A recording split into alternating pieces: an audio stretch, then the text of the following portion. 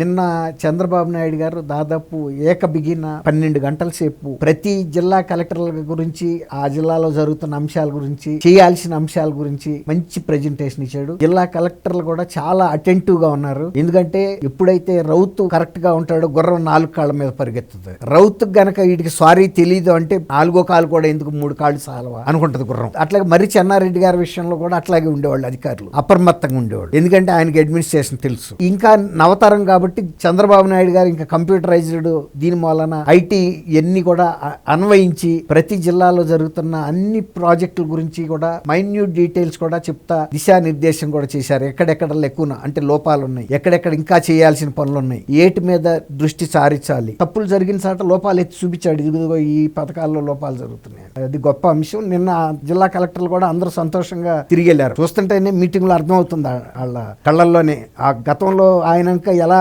బిత్తరపోయి చూశారో అవినీతి గురించి చెబుతున్నప్పుడు, ఇవాళ ఈయన ఇంత క్లారిటీగా చెబుతుంటే ఒక కుటుంబ సమావేశంలాగా జరిగిందని అయితే అనుకోవాలి.